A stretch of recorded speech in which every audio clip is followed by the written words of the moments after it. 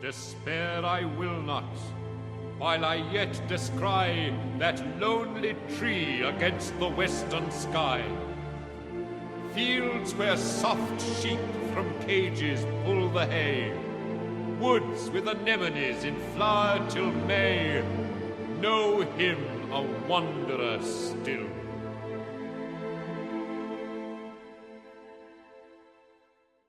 You are listening to the Nostalgia Podcast with myself, Brian Scarf, my co-host and friend Sebastian Morello, and we are joined this week by Michael Martin, who I'm sure our listeners will be very familiar with. He has been writing about subjects that we are interested in for far longer than we've been interested in them, including Sophiology and regenerative farming and all sorts of mystical topics. So welcome to the podcast, Michael Martin. It's a pleasure to be here, gentlemen. Yeah, thank you so much. Those who aren't familiar with Michael Martin's writings, firstly, shame on you, and secondly, I should say, Mike is just a giant of what we can broadly call the sort of Catholic re-enchantment movement. I know some people quibble over that phrase, but whatever you want to call it, actually let's use a phrase drawn from your own writings: the retrieval of a poetic metaphysics. That's what's really going on, and people like me and people like Brian are hugely indebted to him. So really, let me reiterate Brian's comments. A great pleasure to have you here, and of course, Michael's interests are not only scholarly, but he runs and oversees a regenerative farm in the state of Michigan. My own interests in this, are diverse. I have a very close friend who's a regenerative farmer in Africa, but Michael is. It's not just regenerative farming. It's what Rudolf Steiner called biodynamic farming, which of course was employed with great success by Lord Northbourne in the United Kingdom, of whom I'm a particular fan. Can you tell us a little bit about your daily husbandry endeavors? Well, right now it's really limited. We took all of our lambs to the butcher, so they're in the freezer right now. But right now it's limited to taking care of the barn cats and the chickens.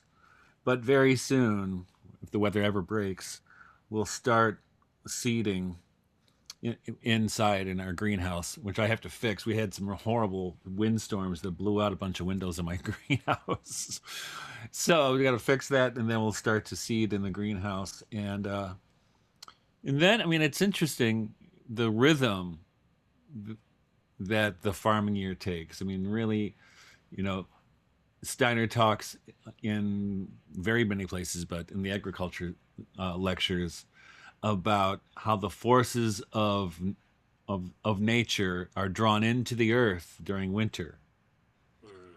So in a way, the inside of the earth is very much alive, whereas outside, above the ground, it seems dead, right? It's an interesting phenomenon that happens, and it probably happens in England even more obviously than it does here, because you're farther north, and your days are probably longer than ours right now.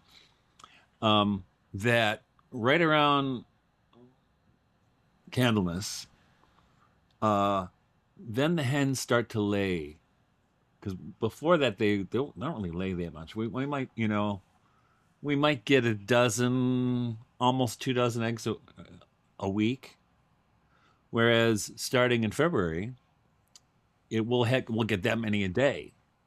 And it's interesting that this happens. So, they always say that's, Groundhog Day or whatever.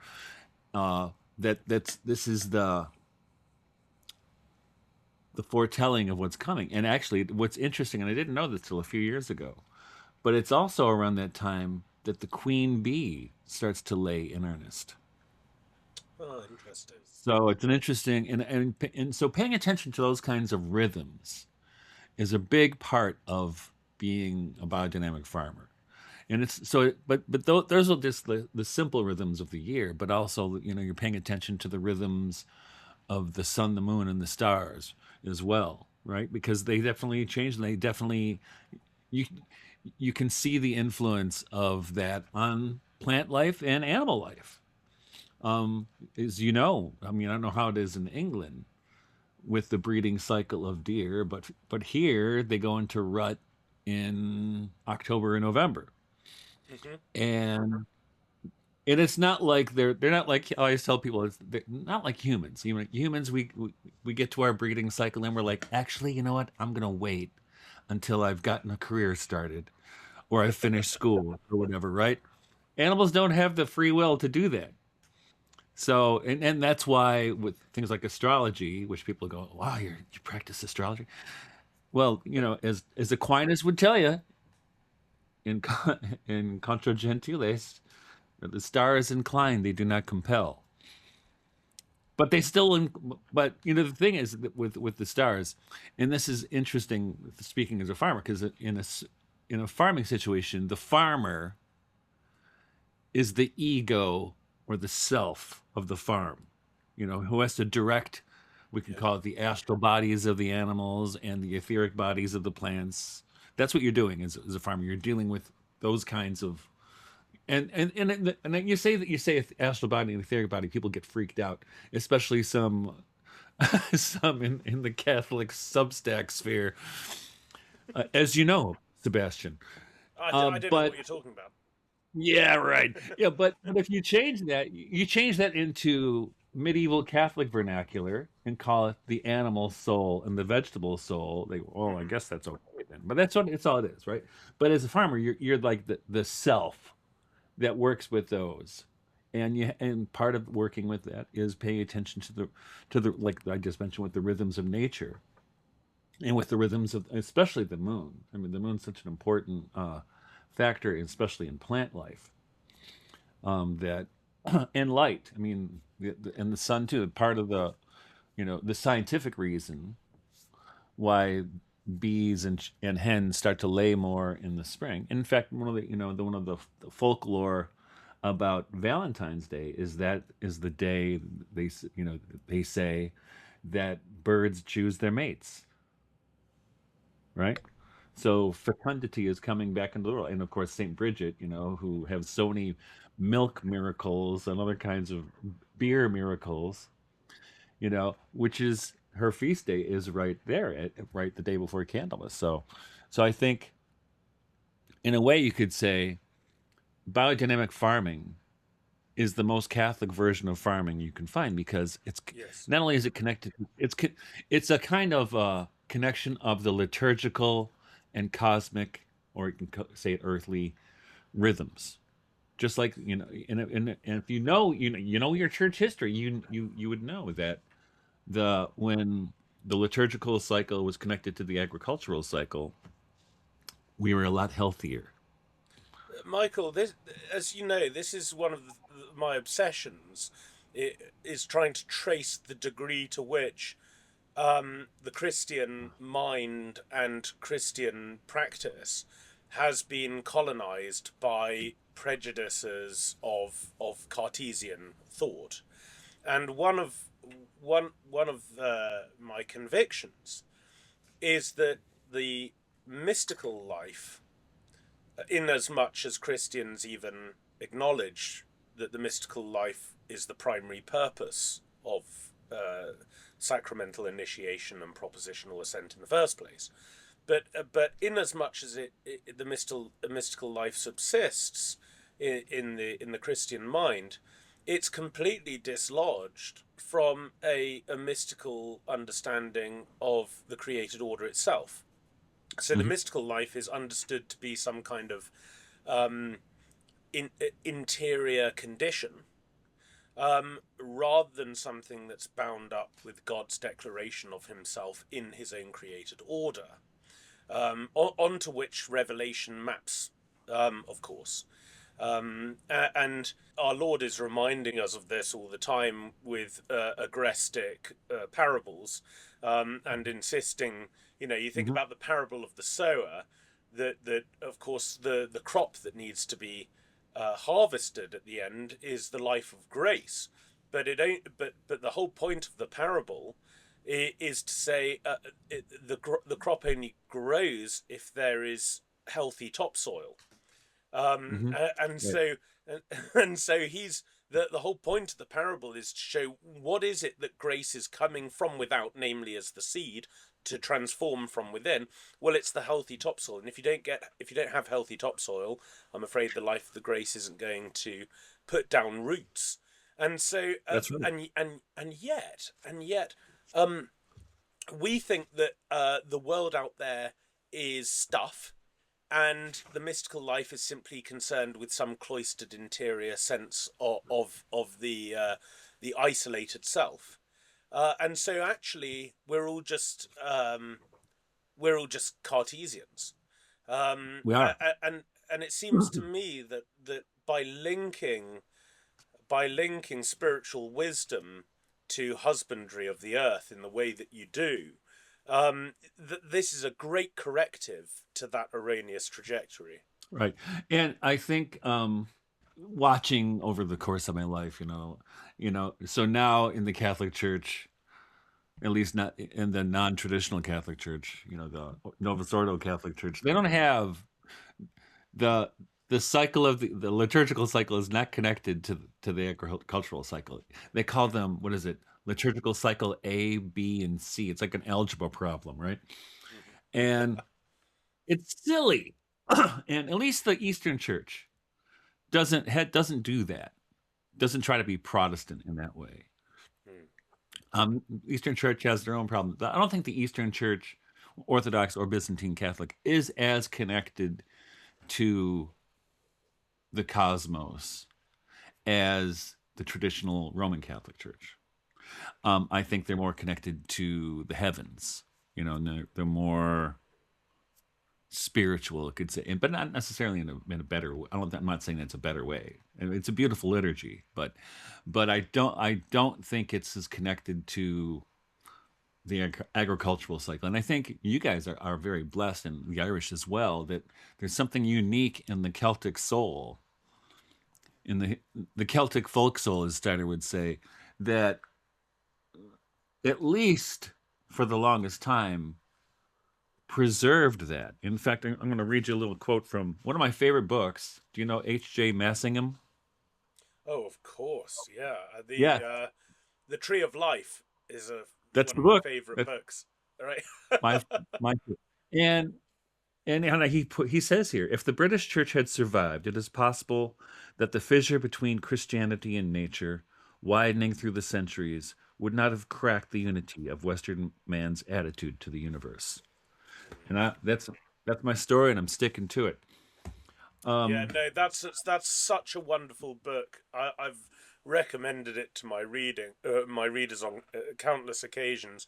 I mhm. particularly, I particularly like the chapter on the English Church as a distinctly Cistercian church, It was. a church that was linked through this monastic unity with the landscape. Um, and of course, funnily enough, there are still intimations of this in these isles. Probably the most popular honeybee in the world now is the Buckfast bee, developed down at Buckfast Abbey in Devonshire, not that long ago, of course. And but actually, I mean, the bee is an interesting example because something that's enormously controversial in the United Kingdom at the moment, and there are lots of political squabbles over it, is the badger cull. Um, Hmm. and traditionally, we were very careful to cull the badgers, particularly because they spread bovine TB and all sorts of things. But one of the major aspects of the presence of the badger is that their favourite snack is the bee, and so we've got a rapidly disappearing native bee population, we've got non-native species of bee coming here from over the channel because they are filling in what's essentially a void caused by these proliferation of badgers. And this is causing a huge problem for our native wildflower population. And this Yeah. and this all goes back to one thing, which is the indigenous English population's refusal to take up the obligations of stewardship over the landscape. It can be traced back to that one thing. And it seems to me, and I know you'll sympathise with this point, it seems to me that one thing that the church in particular could do to remedy a lot of this, at least among her faithful, is to emphasise that stewardship is a fundamental aspect of the Christian sacramental and mystical life. Yeah, absolutely. And you see, well, I mentioned that earlier with, the farmer being the ego of the farm, but you also see the opposite of that in most environmentalism, which is anti-human, right? Yes. And even where we live, there's, you probably have this problem in England as well, but where we live in Michigan, most of the problems we have environmentally, at least as far as flora and fauna go, have to do with idiots from the Department of Natural Resource introducing species that don't belong here. And what happens, it's the classic thing with a scientist, right? Scientists or engineers will invent something. And at first it's like, oh, this will be great, whether it's petroleum or whatever. But then they can't think ahead. They can't think it through and see what's going to happen down the road. They have such nearsightedness that they don't see what problems this will cause later. And then they have to create another scientific innovation to fix the thing that that screwed up the environment the first time. And it kind of cascades from there. Well, And we have it's anti-human. What we have in England is something very similar. And in fact, the current government has brought in is trying to bring in a family farm tax, a ban on hunting, an attempt to merge Section 1 and Section 2 firearms to make it almost impossible to do pest control or crop control protection or anything. An attempt to destroy the rural pub with both taxation and a new drink drive limit, and proposals to build over the entire green belt. So you've got people not being able to pass on their farms, not being able to manage wildlife, not being able to protect their crops, not being able to meet up to discuss it in the local pub, and eventually just pave over the whole landscape. And this is quite clearly an incredibly aggressive way to destroy whatever's left of our connectivity with the landscape. It's terrifying. For me to watch what's happening in your beautiful country from afar is horrifying. But I see elements of it here as well, especially in liberal or Democrat controlled states, which also try to do that, right? They also try to, death by 1,000 paper cuts, gradually and incrementally destroy conviviality. In fact, not too long ago, I went to a municipal board hearing, I think it was, in the county next to us, because the county was going after the Amish butcher that I use, trying to close him down. And they keep and not the county, but also the state keeps trying to put these Amish producers out of business. And one of the things I said when I went to the board, I said, I thought you guys wanted, local businesses to thrive and the community to thrive. And this is exactly what this little place of business does. It brings the community together. And look, we're all here. In fact, most of us, we're not Amish. We're there to defend the Amish butcher and his wife. But you see that all over the place, and that Amish community is about maybe 40 miles away from me, maybe not that far, 30. But there's another Amish community just 15 minutes away, and I do a lot of business with them. They have a nice general store. I buy feed from them. They hired Amish carpenters from that community because they're like the last vestige of that image that we had from, say, the Catholic Middle Ages and into the early modern period, right? They're still holding on to that, and Yeah. I love these people. In fact, they'll have signs on the door of the store. We will be closed on the Feast of Pentecost, or on the Feast of the Ascension. They're always closed on Sunday. Yeah, but Yeah, I just think what we've got now is what the world looks like when it's run by atheists. I think it's as simple as that. And any just government would outlaw atheism and make it and well, punish it. because it turns people into idiots. Yeah, Yeah, I mean, it's yeah, demonic. It's demonic ultimately because it's anti-human and anti-God at the same time. yeah. Michael, I want to ask you, there's an obvious overlap and parallel between your study of the divine wisdom as an intellectual pursuit and your way of life as a farmer. But which came first, and how did they develop together? So were you drawn towards farming by your intellectual pursuits, or vice versa? No, I mean, I kind of came in with that. I don't know how. I mean, when I grew up in the city of Detroit, which is about as city as you can find. But I'll never forget when I was maybe 5 years old. My mother would take me to the grocery store with her, and I would ask her if I could look at the seeds, like the vegetable and flower seeds. And she'd park me in front of the seed rack, and I would just look at those packages for 20 minutes while she was shopping. And then I remember begging my parents to let me have a garden when I was not much older, maybe 7. And I remember my dad dug a little plot. It was had maybe 2 feet by 3 feet, maybe not even that big, where I planted some radishes and carrots, and didn't really take care of it because I didn't know what to do. But not long after that, I found some carrots, and I was thrilled. So I kind of came in with that instinct, I guess you could say, to be connected to the land. And I was lucky enough where I lived in Detroit. And this is now, my father was a big hunter. He wasn't a game hunter, but he was probably the best shot in Michigan history.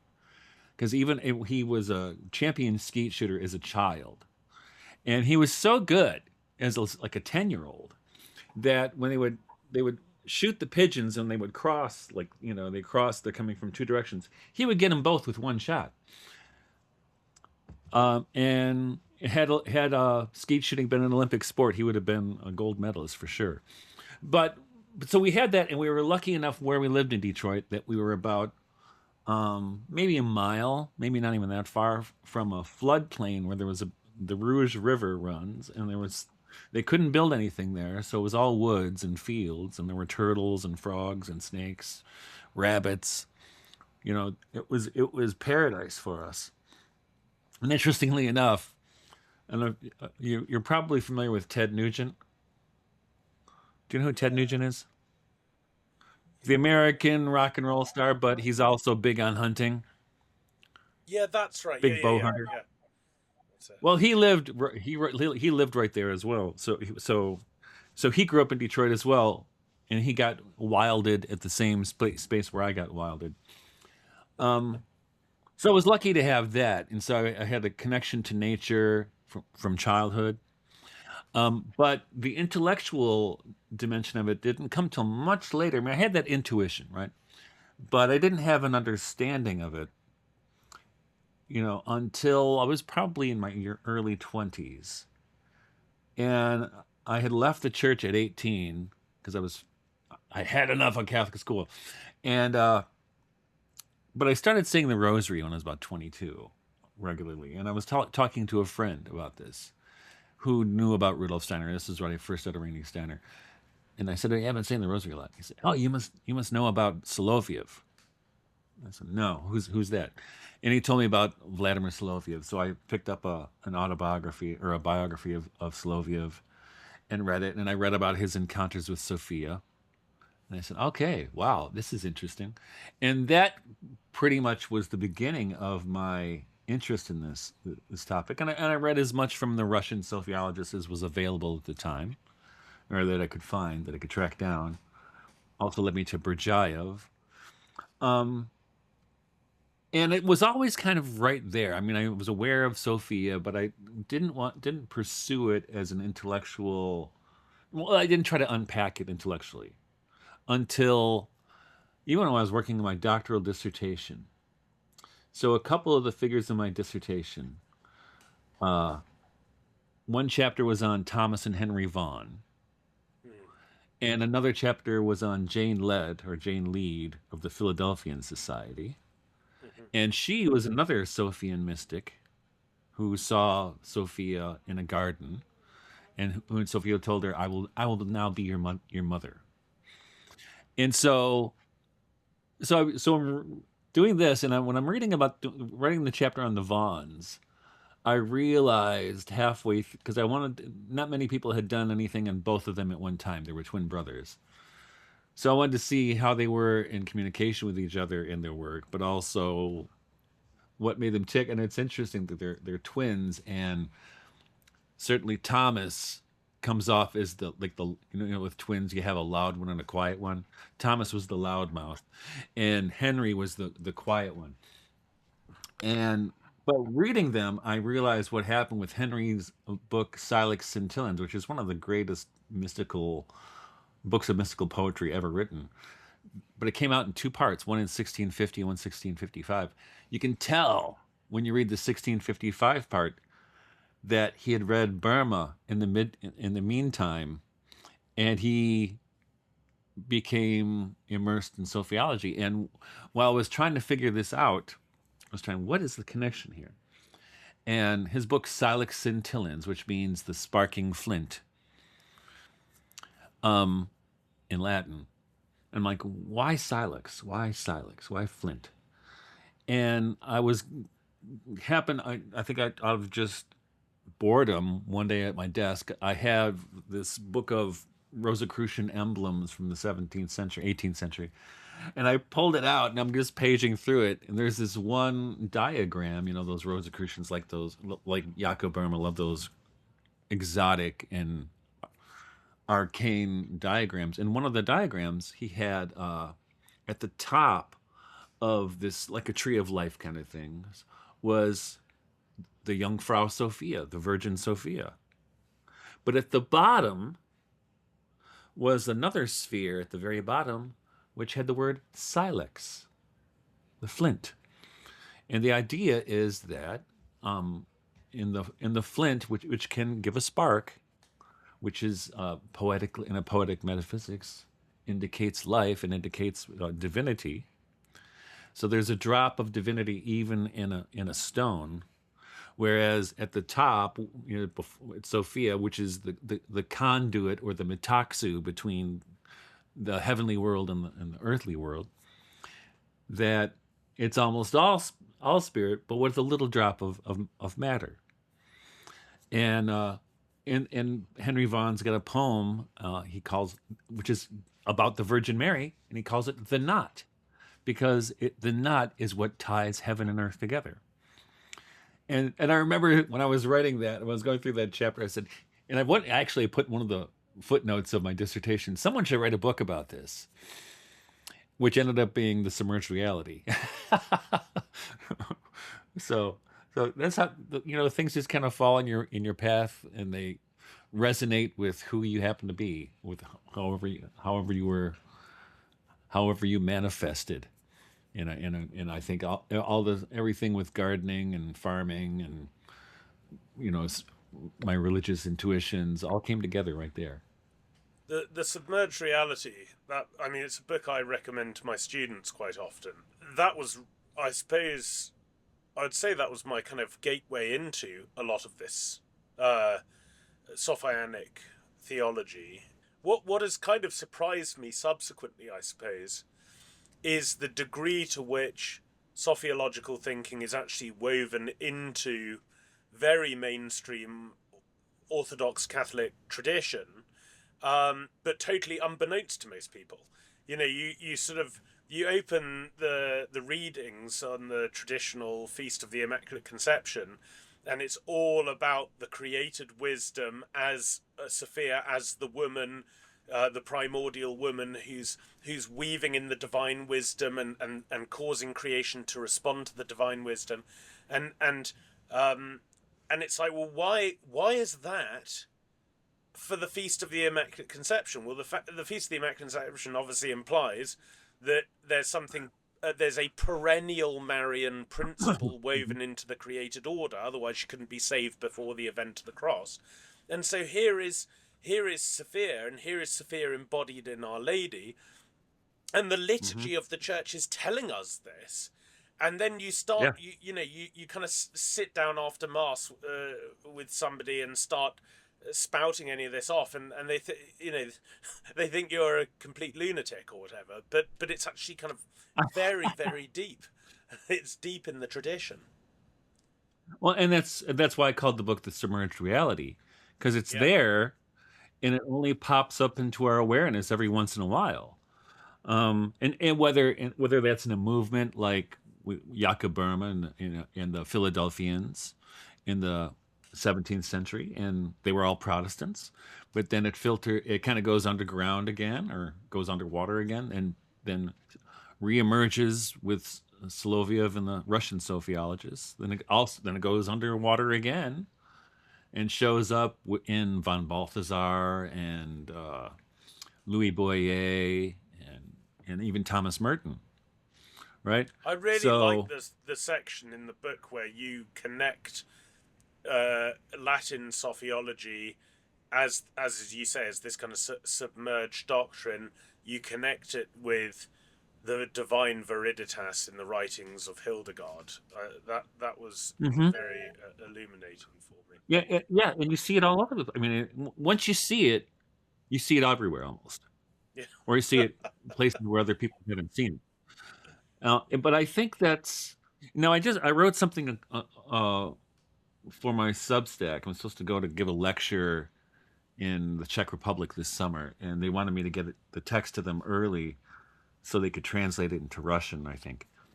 And so, I didn't know what to do, and I asked the priest who invited me. I said, "What am I going to write about? I could talk about anything.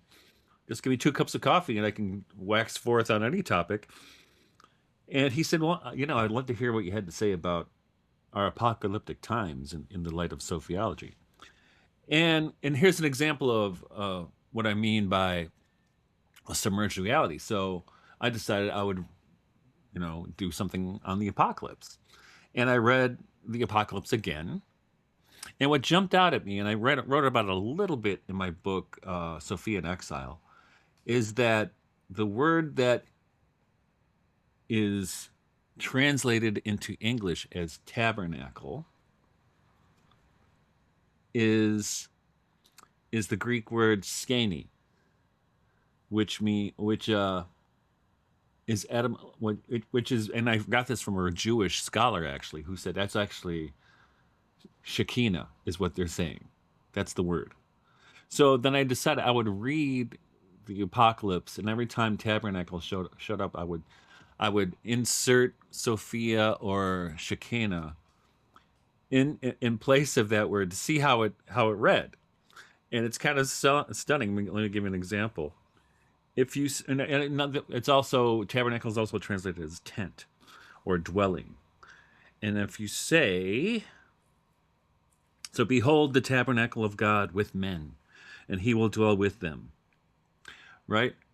Now I looked at the Greek, and it's pretty murky Greek of this of the New Testament, or the Apocalypse in particular.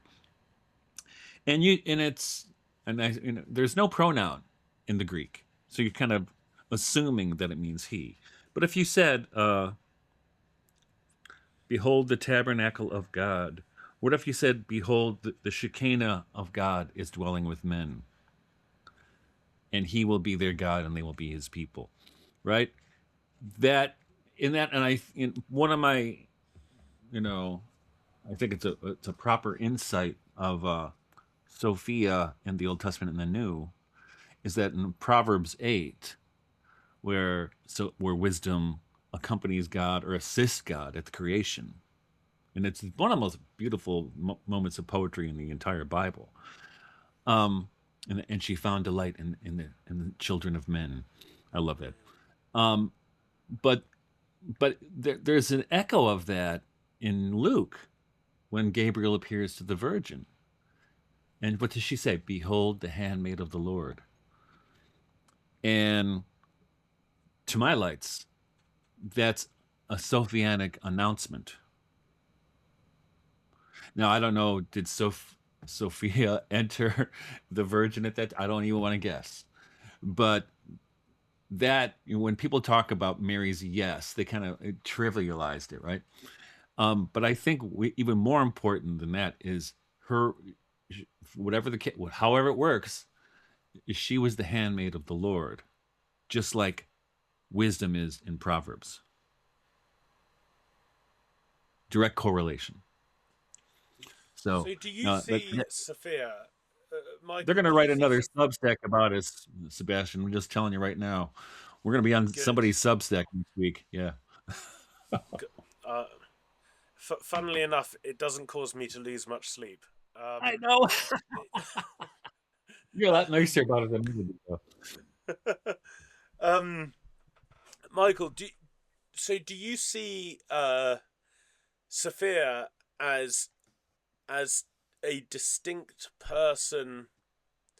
Well, I don't even fully, it's not fully formed in my own mind, but I suppose I identify Sophia with the created wisdom of God that is animating the firmament of the earth and giving rise to the created order, and that she is, as it were, the eternal Mary, and that Mary is the embodiment, if you like, the incarnation of Sophia, which is precisely why she's able to offer the entire created order to the eternal Word as he descends from the bosom of the Trinity at the moment of the Annunciation, and that really that's the, if you like, that's the esoteric reading of the Immaculate Conception. And that's straight out of Burma, right? And the funny thing with Burma, a Lutheran Protestant, right, that the great gift of Luther was to give people the ability to freely interpret Scripture, and that's one of his first insights, is to come to that. And they're like, "What did he mean like that? Don't interpret that way." But that was one of his insights, because if you just do basically a phenomenological reading of Scripture and the points where you're talking about and that I was talking about, that you try to ignore the interpretive traditions as much as you can to say, what does it really say? Yeah. You come away with a very different experience. You go, well, Holy Tradition says no. And even with the fathers trying to interpret wisdom as the Logos, I think that's a forced reading. And I think just the tradition of the church, right? The fifth glorious mystery, the coronation of the Virgin. Come on, what do you think that is? And what do you think? And one of the things that I write about in that essay that I just put on my Substack, part of it, is that Sophia in the Book of Revelation, it's like a dream or a trip on psychedelics, because images transmogrify into each other. For instance, probably the famous example is when the elder tells John, behold the lion. They look at the lion, and the next line is, it's a lamb. The lion turned into a lamb, right? Kind of without really paying attention to it. But the same thing happens with Sophia, where at times Sophia is the woman clothed with the sun, but she's also the New Jerusalem. But the New Jerusalem is described in terms of a building, right? So it's very much, talk about poetic metaphysics, right? So it kind of just transmogrifies, and if you watch this, and there's no other, I mean, I shouldn't say there's no other, but it's a way to read the apocalypse that hopefully is is accurate as to what is really there. So, and it's when I, my doctorate is in 17th century English literature. So when I do theology or philosophy, I don't do them as a legit theologian or philosopher. I do those things as a literary critic or a poet, and so it's a very different way to look at things. But I think having been a Waldorf teacher and kind of being trained in a phenomenological approach to things, where you try to bracket your assumptions for as long as possible, it's incredibly well. It opens up things in ways you wouldn't expect, I would say. Why do you think it was Jakob Böhme who brought these insights to the fore? Why did it have to be Lutheran Germany? Was there a kind of stasis in Catholic theology that needed to be broken through for insights like his to come to the surface, or was it sort of not related to his sort of Lutheranism at all? I think the only thing is related to his Lutheranism is, the permission to freely interpret Scripture.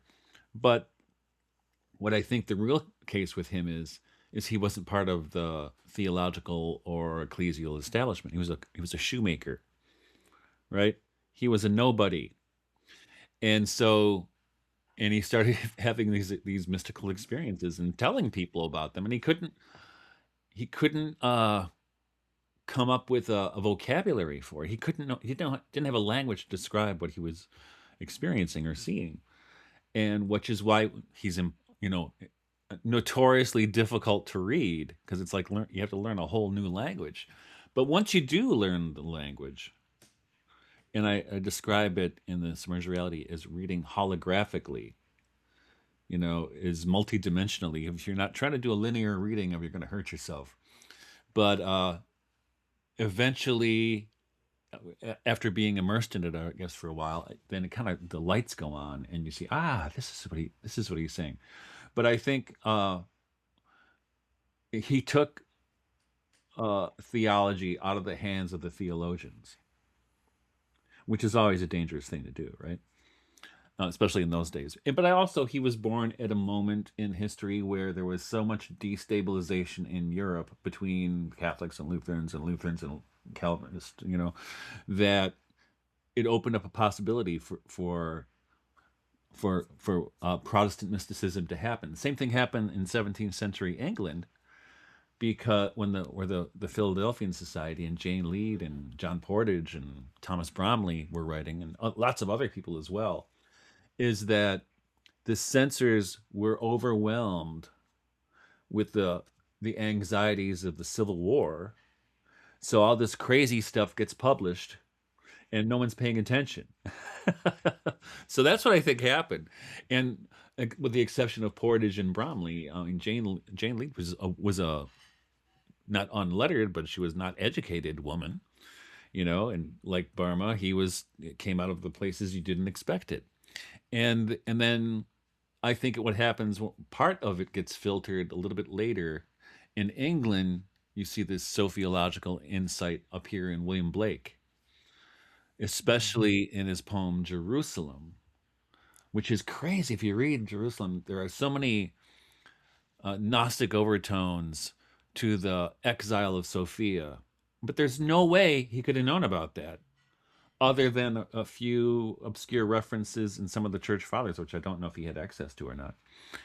And then you see it around the same time in Germany, in Novalis and Goethe, and others as well, but especially in Novalis's Hymns to the Night, and at the end of part 2 of Faust and with Goethe, they're very Sophianic moments. And it's interesting with both of those, and with the conversion of Sergei Bulgakov, another 80 years later or 100 years later, is that the Sistine Madonna, which is in Dresden, very famous painting by Raphael, figured into all of their conversion experiences.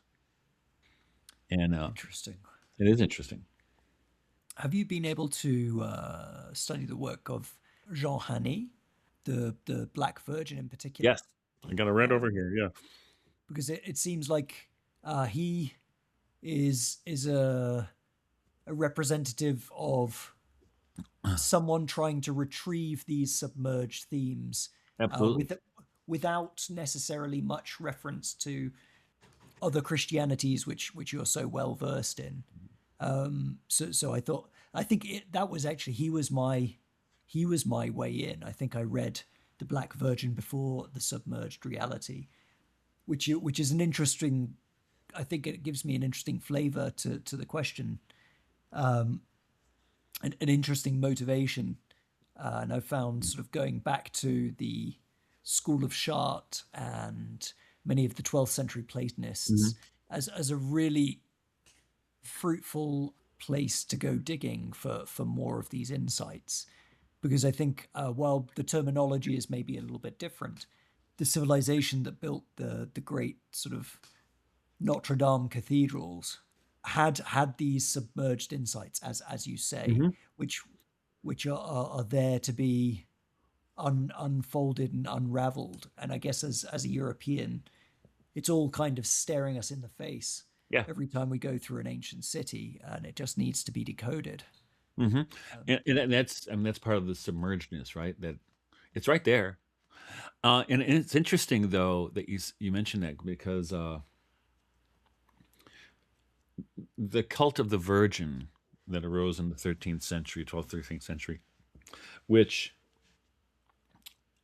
around that time, and I don't know what the oral tradition was, but in the Kabbalah, for instance, this is at the same time that the cult of the Virgin is arising in Catholic culture in Europe, that in the Jewish culture of Europe, the discussion of the Shekinah starts. It's the first time they start using Shekinah as a personification, as Interesting. a feminine divine. So, as an astrologer, what is it about the 12th and 13th centuries? Do you have any thoughts on I haven't looked at what that would be, but it would definitely be worth a look. Because But it I think almost feels so like many of the cultural things that happened at that, right? The rise of Gothic architecture is right. another, right? People talk about the axial age, hmm and these major philosophical religious figures all emerging at the same time. hmm There does seem to be a kind of analogy to the 12th and 13th centuries. I think so. Um, yeah, they call it the Little Renaissance, right? Yeah, it would. I'd have to get. You have to get an ephemeris that goes back that far. That's the difficult part. Um, but yeah, it's interesting. I mean, I think, speaking of axial ages, some people are suggesting we're at the beginning of a new one right now, with with all the crazy stuff that's going on in the heavens right now, where all the outer planets are moving into new signs. And we had, was it last week, we had a grand conjunction of 6 planets, including the sun and the moon, at the cusp of Capricorn and Aquarius, which is right when all that stuff went down in Davos with Donald Trump dropping the bomb on the EU. Um, and I predicted that something was going to happen a year ago. That actually was going to happen. The age of the bankers who've been fleecing everybody for the last however many years, maybe some people say is 70, since the end of World War II, that their age would be over. And I think that's pretty much what we saw in Davos. But I predicted it a year ago, looking at where all these old outer planets were going to go. I was like, this is going to be crazy. Now, you guys might know a neo-pagan that I have a lot of respect for is John Michael Greer. Yeah, Oh yeah. And he is also saying that what we're seeing in the heavens right now hasn't happened since the beginning of the axial age. very interesting. Well, I think it's tangentially related to the question of Aquarius, which sort of as the Christian era is initiated with the coming of Christ, the zodiac moves into the age of Pisces, and this is rich in symbolic influence on the Christian age. But there's been almost no serious theological work as to what happens in the end of that age and the transition to the age of Aquarius, probably partly because of the connotations that comes with the New Age, and that there was this entire movement built around the concept of this transition that both had a kind of Christian inheritance and also a reinvented, more or less pure or impure form of paganism, and all sorts of entirely new ideas woven into it. But it's just not been touched at all, even though it's No, incredibly important. no, and it's interesting. Now, my assumption or guess is that, and that's one of the things I wrote about in this essay I just mentioned, was that the age of Sophia has not arrived yet. It's only been hinted at. And I think what we see right now in Christianity is well, not in Christian culture, not Christianity, is an institutional collapse.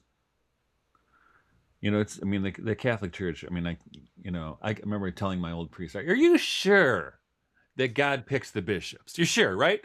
Because did God fall and bump his head?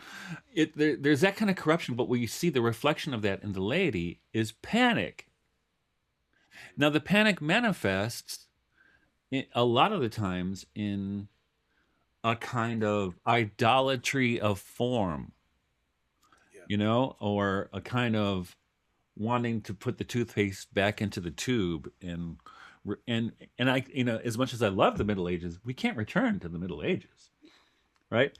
And a lot of panic, and that's what I think whoever that guy was that let it rip on Sebastian and drew me into some some fire back in the summer. That's the manifestation of that. It's a mental breakdown, is what it is. It's anxiety that produces that.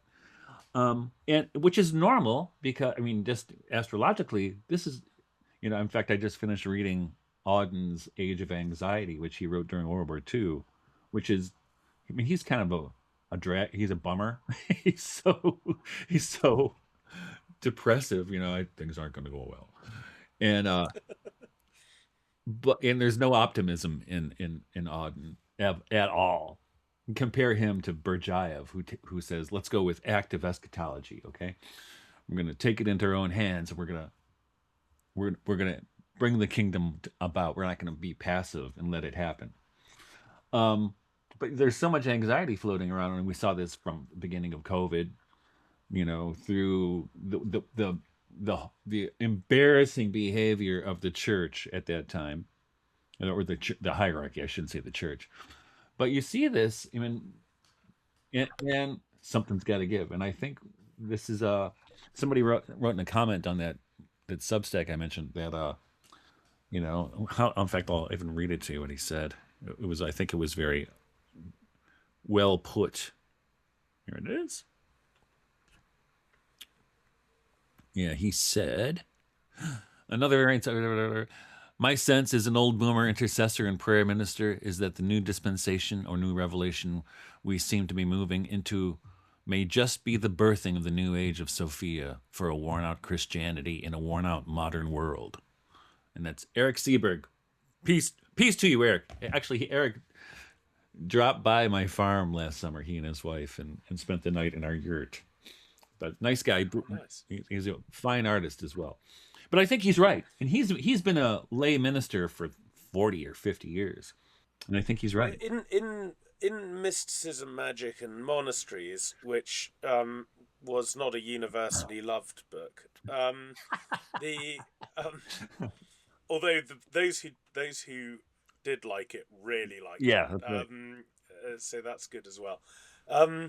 In that, I suggest that what happened over the centuries was an incremental change from a liturgical, consecrated, highly monastic sacral church to a very clerical, managerial, institutionalized church, which is essentially, it was, and it didn't happen all in one go, but it was an incremental, slow move of gutting the church of its mystical foundation and its lifeblood, and the and it was always, I think, going to collapse under the weight of that, particularly if you've got a very large number of people in the hierarchy trying to hold it up who are simultaneously morally and spiritually very chaotic, and often doing extreme harm. And so it seems to me that the only possible response to that is a mature response is to just privilege the mystical aspect of the church. And that's not to say that the church is going to be, in that kind of Bonhoeffer way, completely emancipated from its institutional life, because the church is not only a supernatural institution, it's a natural institution that has to have earthly buildings and administrators and so on, but it's about prioritizing the end for which it exists. And the thing that I always say to my students is, if you start thinking about the finality of the church as many, then you've misidentified things. If you say, well, of course, the purpose of the church is the liturgy and the canon law and scriptural interpretation, and that it has a hierarchy, and that this. Yeah, but all of those things are subordinate to one end, which is the union of the faithful with their own Creator. That's the only purpose for which the church exists. Yeah, and I think, but the other part of that, it's not just managerial or bureaucratic excess, but it's also, and I hate to get conspiracy theory. No, I don't. That it was also infiltrated by bad actors. Yeah. And it's clear, right? All the way to the top, I hate to say, but all the way to the top. And not just in the Catholic Church, but other churches as well. So that further complicates things. But one of the things that really struck me at this last read through the Apocalypse is, we get this all the time. You see, whether it's the ortho bros or the rad trads, who kind of romanticize the church before, right? As it was ideal, it was like the paradise. But you're reading the Apocalypse, and it's written not 60 years after the ascension of Christ. And what's it start? Well, with the letters to the churches. All right, you guys are screwing up, okay? So it's back in that's at ground zero, basically, of the church, right? And so it's always been thus. In fact, that's one of the things that made me want to pull out Auden was, and there's also, I can't remember the other book I read called Christianity and Paganism in the Age of Anxiety, which is E.E. Dodds, I think it is, which is a really interesting book. That anxiety permeates the Apocalypse. Yeah. When you read it, you feel it. It's like reading, when you read William Blake's Jerusalem, you feel the anxiety that he's going through, the psychological state that he's going through. And just like our own times, certainly for the past 6 years, have been fraught by anxiety. And I think magical operations being worked upon us by nefarious actors. And I really do think they're magical actors. Insofar as we can say that our Lord had a catchphrase, right? It was have no fear, fear not. Right. Like, the disposition of the Christian is not to get whipped up into this frenzy of anxiety and fear. It's to be situated in the peace of the heart of Jesus Christ. And what I see, what I see, particularly as Christianity is manifested as an online phenomenon, is fear and anxiety everywhere. Yeah. Absolutely everywhere. Mm-hmm. Right. And that's but it's intentional. I mean, it really is demonic. That's what Satan does. Yeah. That's what he spreads, is discord, right? So what about this, Michael? So here's a tentative solution to some of the challenges that you're highlighting at the moment. As you know, Valentin Tomberg suggested that the church has always, in fact, had two kinds of theologian, what he called the theologian of Holy Writ and the theologian of the world. And the theologian of the world was how he understood the role of the Christian Hermeticist, the service that he offers to the communion of the faithful. And he said, but the theologian of the world has recurrently not only been dismissed in his role in the church, but actually at times directly persecuted and hounded out of the church. And he suggested that actually in the age in which the church was entering, in some way there would have to be a profound reconciliation of the theologian of Holy Writ and the theologian of the world as the two modalities of how God reveals himself through the created order and through divine revelation. And these had to return into a sort of harmony with one another. Do you think that perhaps the rising appetite for Christian reenchantment, to use a problematic phrase, it is indicative of perhaps this dialogue that Tomberg longed for emerging in an extra institutional way? I see something happening. I mean, probably like you, I hear from people all the time who are so relieved to find my work. They're like, oh, thank you. I thought I was the only crazy person out there. I see there more, right? And actually, this is an interesting. So we homeschooled our kids, but until this year, our two youngest, they just turned 15 and 17. My wife, who went through cancer a few years ago, she's like, I'm too tired to teach anymore. We'll put them in school. We put them in a Chesterton Academy, which is a network of schools loosely affiliated with each other, kind of a classical Catholic curriculum. And when the first day I dropped the kids off, I went into the school, and one of the teachers, and I knew him a little bit because he had reached out to me. He was there with your book on monasteries, and he goes, "Hey, you're in here." I'm like, "Yeah." And what happened right after that? He invited me there were, I bet, 15 people to his house, and you would love his house. It's a little kind of cottage, and he's got his own taps, like for beer. You would love that. I said, this is my kind of place. But they wanted me there to talk about Christian Hermeticism. And because they're all intrigued and they feel something lacking. And in fact, this guy, he and another person there went to college with Peter Kwasniewski's son. Right. So that's the kind of crowd I was dealing with. But there were some people who were really I don't want to accuse them of being ideological, but this was so far out of their frame of reference. They were like, okay, wait, you're not supposed to talk about Protestants or anything, or like Burma or something. Right. But it was obvious to me that there was and I wouldn't even call it re-enchantment. I'd call it, there's a hunger for something real, right? There's a hunger for the real.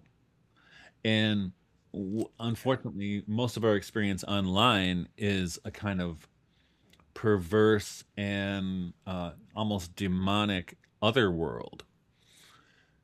So you get talk about enchantment, right? That's the real enchantment.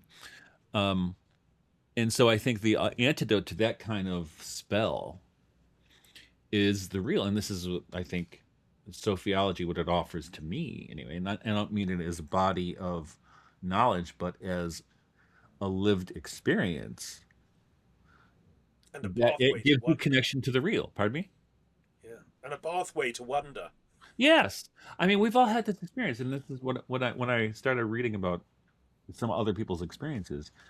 Now, I've never had this moment where Sophia appeared to me, but we have all had the experiences, whether it's through reading scripture or poetry or in nature, um, where, like in Terrence Malick's film, the Thin Red Line, where we feel that all things are shining, right? Where something, it's like something shines through creation or shines through the poem or the music or whatever it happens to be, and you have the experience of truth, and it's undeniable. I mean, the problem is if you try to explain it, you'd kind of destroy it. It's kind of like the golden dreams, right? As soon as you try to grasp it, it turns into dust. But if you can just kind of um, participate in that, the presence is the only way I can describe it. When it happens, and it does, you can't make it happen either. Yeah. But it does happen, and we've all had the experience. And most This of us, is why this is why your phrase poetic metaphysics is so pregnant with meaning, because like a poem, the moment you try to explain it in ordinary prose, you strip it right? of what it can really convey. You actually have to sit with a poem and return to it Hmm. and let it work on you. Um, and the moment you dissect it, a bit like a living being. The Right, moment you dissect it, you no longer got a living being, so you're not looking at the same thing right, anymore. exactly. And this is and so you're right. I mean, the retrieval of this is what really worries me, actually. That one of the reasons why people can't do real metaphysics anymore is in a metaphysics of the contemplation of being in all of its radiance, Hmm. is precisely because something has happened, particularly to the modern world, the modern mind, that has asphyxiated our capacity for wonder. So everything gets leveled, everything gets flattened, everything remains at the level of analytical squabbling. Hmm. And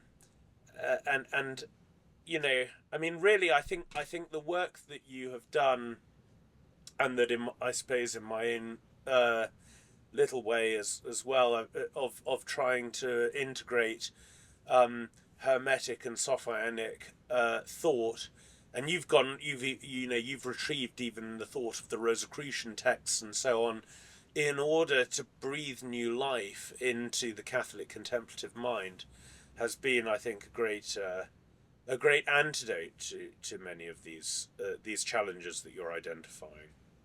Well, well, thanks. What we murder to dissect, as Wordsworth said, right? Yeah, and even Thomas Traherne in the 17th century was saying that the reason we lose that wonder, one of the most famous poems is called Wonder, is because of the lousy education we had that bred it out of us, right? Yeah, that's right. And That's right. I I would say about Peter Kwasniewski. In fact, it was his son Julian, I think, who actually designed the cover for Mysticism, Magic, and oh really? Monsters. How about that? Yeah, and I would. The reason why I think Peter Kwasniewski is such an interesting person in many respects is precisely because he's so courageous in his defense of the traditional liturgy and the traditional calendar and all of these things, and yet simultaneously he has an astonishing generosity of mind.